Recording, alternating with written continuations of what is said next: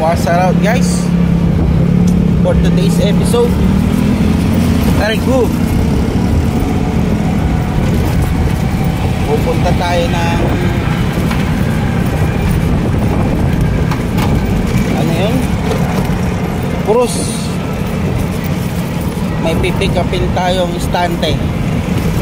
Gamit natin si e-bike 600cc.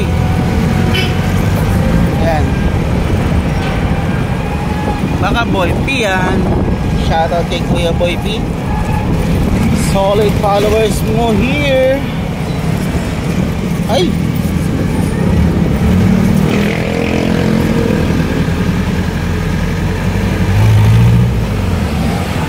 Nakakatakot, nakatagilid.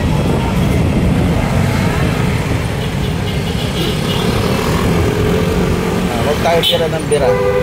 Baka tayo maano. Pwede na tayong gumilid ngayon. Tignan natin ang pagkakaiba ng dalawang naka-e-bike. Hindi po dahil sa binibidyo ko lang, pero ganito po talaga ako. Hanggang kayang igilid, igilid tayo. Pero kung hindi naman, wag na lang, wag ipilit. Ayan, gaya niyan, hindi tayo igilid, baka tumagilid.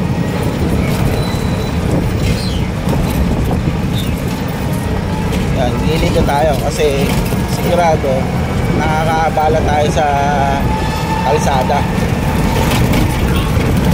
Ayan, kahit kumagdagdag yan, ay si kuya, ayan. Ayun, buti gumilid. Pinakitaan natin guys. Pinakitaan natin siya nung tayo gumigilid eh.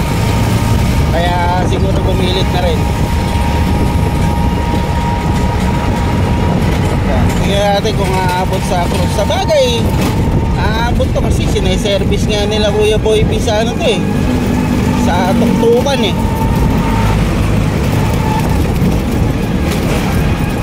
Saan kaya yung Brooklyn subdivision na yan? Tapos naku, nakakalimutan ako magdala ng karton. Sa sobrang tagtag. Ang tanong, kung hindi mabasag mamaya to pag uwi ko, baka mamaya mag-abono pa ako ah. Sa sobrang tagtag ng kalsada, baka mamaya mag-abono pa ako ng istante ah. Mukhang uuwing basag-basag yung istante ko ah. LTO. Uy, magpaparehistro nga pala ako ng NMAX.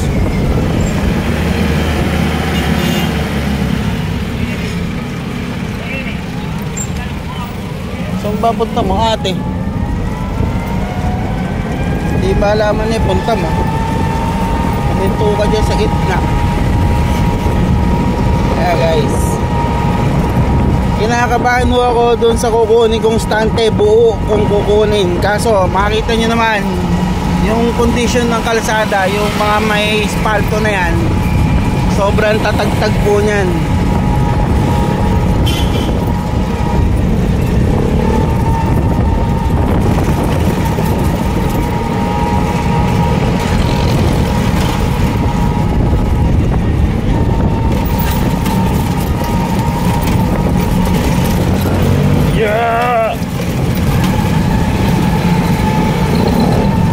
Baka grabe ito bakit. So sabi nga naman ng isang kasamaan ko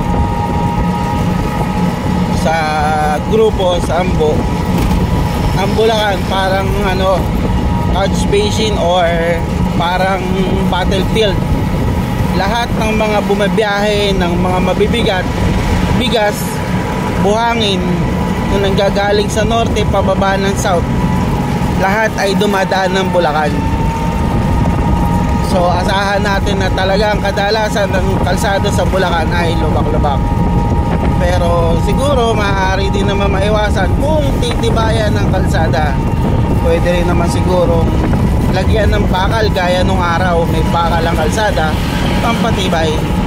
Pero tama nga naman si sir na daanan talaga to ng mga dump truck, ng mga wheeler truck ng mga uy, umovertake tapos sabay hihinto. Talaga naman si kuya.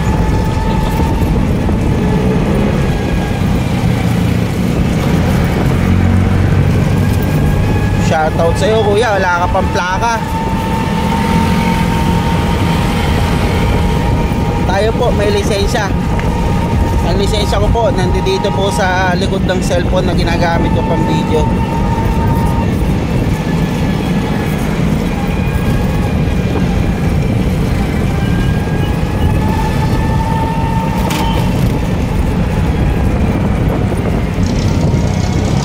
Ang ating lisensya po ay professional.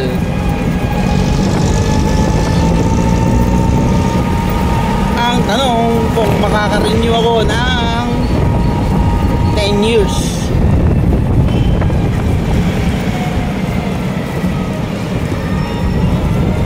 Laking bagay ng pag 10 years. Tanda ko na bago ako mag-renew ulit.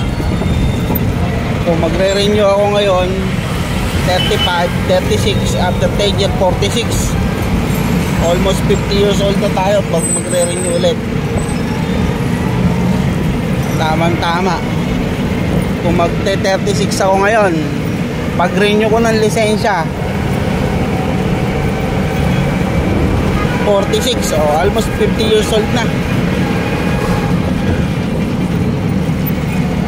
Hindi malaman si Jeep kung saan ka pupunta. Ayan niloloko sila mother, binibenta ka ako to. Ayan yung kulay green na yan flat for sale ka ako. Tahimik pa naman yung mga kapitbahay mo. Iba naman tatahimik, sementeryo yung likod mo, gilid mo, sementeryo, magkabila. Inayawan. Huwag ka na pumasok dyan kuya, ako na lang, nasa gilid naman ako. Yan, thank you.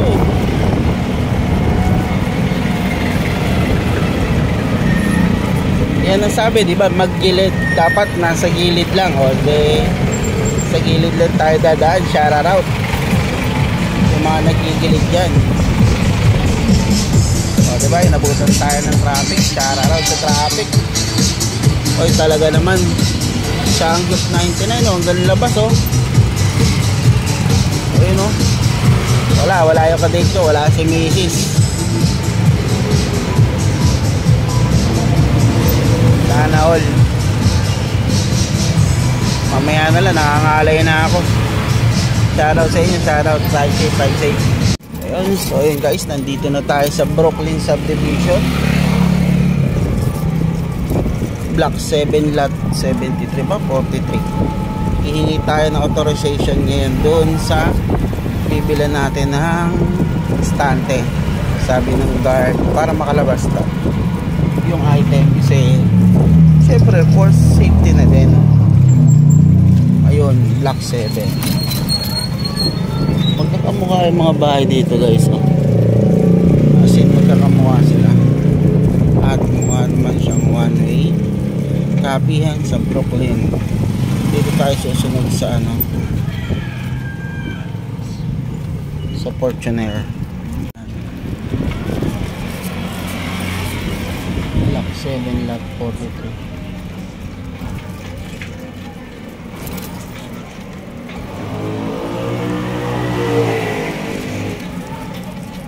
Ang dami bahay dito, tabi-tabi sila, parang townhouse.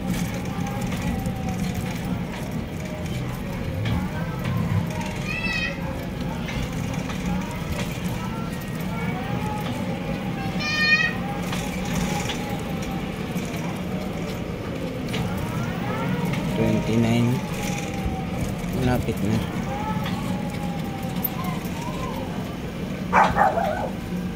$37 na agad ako.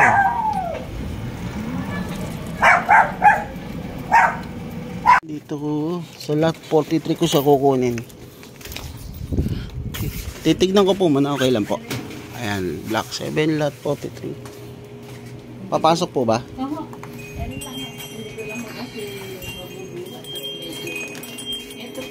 Ayun.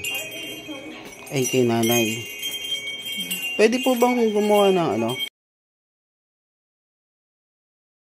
Ayan guys, sana maiuwi ko ng maayos yung stante. Ayan. Ayan. Kaya nananalangin ako na maiuwi ko ng maayos yung istante dahil sa road condition. At syempre pag magaan ng sakay, matagtag ang e-bike kahit naman sa sakyan at motor. Pag magaan, matagtag. So ngayon kinakabahan ako, kailangan bagal-bagalan tayo, baka mamaya hindi makarating ng buo yung istante.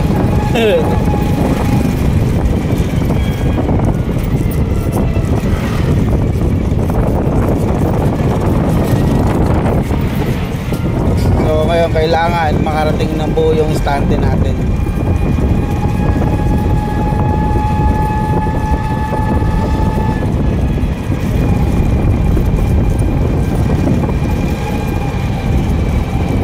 Kaya nga pala binibenta to ni nanay kasi pagdadagdag daw niya pambili ng maintenance, kasi hindi na rin naman niya ginagamit gawa ng masikip doon sa bahay niya.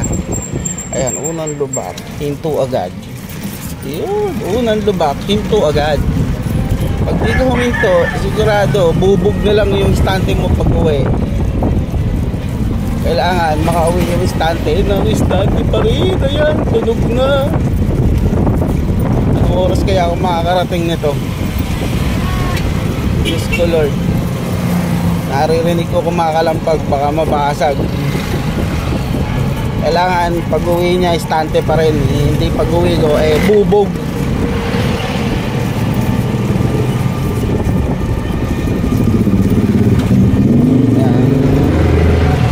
Tayo ng cross and video na tayo, baka masabihin masyado tayong kamote nagsiselfone habang nag-i-e-bike. So guys, mamaya na ulit. Salamat.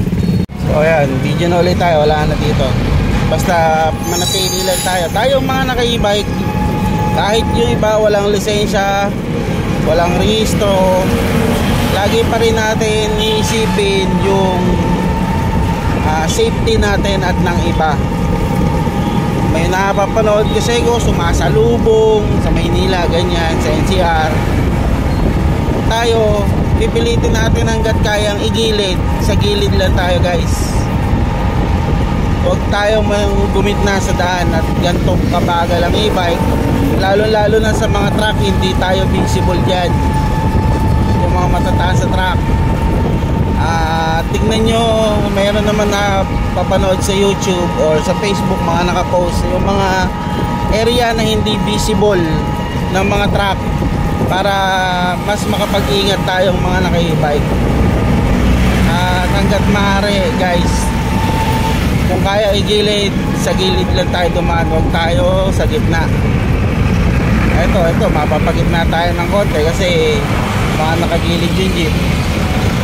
Ayan, sunod-sunod yan. Tapos itong e-bike, overtaken natin, o diba, napapagitna talaga tayo. Pero pagkatapos nun, balik ulit tayo sa gilid.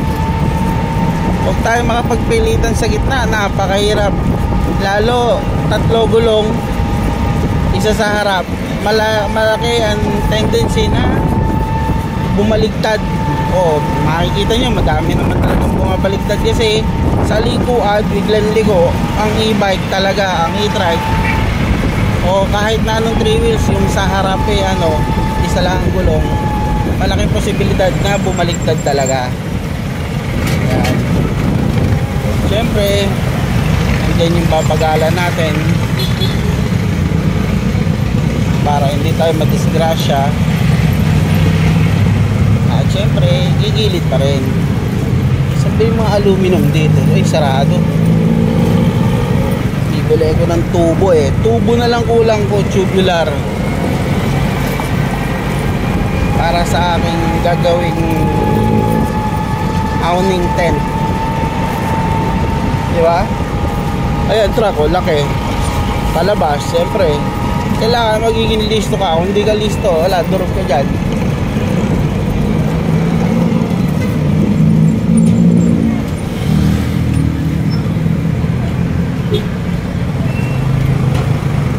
Madami sa kayo, overtake muna tayo. Tapos na, okay, daan-daan na. Buti may dala tayong tali. Yan, nakasecure naman, tinali natin yan para hindi kubaldag pataas, hindi rin makalog. Kasi kung wala, eh malaki ang posibilidad na pagkayarin yan talaga bubog.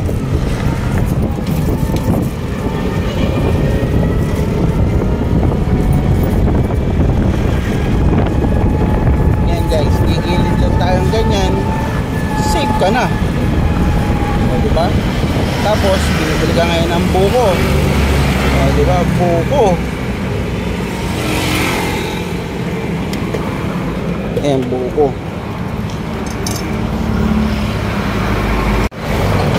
Ayan. Sa awa ng Diyos ay hindi pa naman nagiging bubog ang ating istante. All goods pa naman dahil nakakapamrest tayo sa mga lubak-lubak. Ayan. Oh.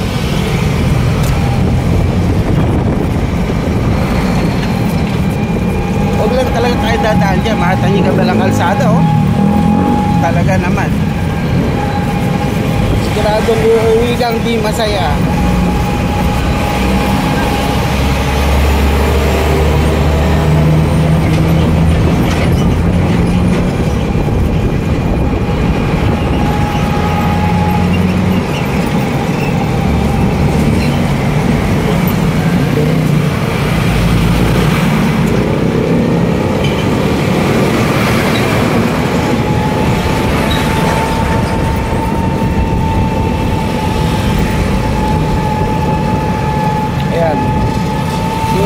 Ibang video natin guys na in-upload sa YouTube, talaga naman na-copyright music tayo.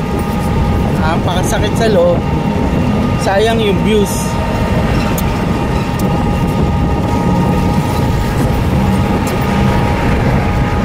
Etong istante na to, malaki magiging pakinabang nito. Gagawin namin itong lagayan ng ano, lagayan ng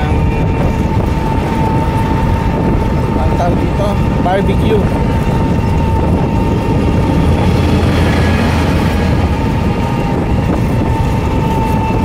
Ayan. Hindi pa naman siya nagiging ano, hindi pa naman siya nababasag. Buti naman, ayan, stable at buo siya. Mamaya na lang ulit guys. Ayun, at buo naman natin siya na ayuwi.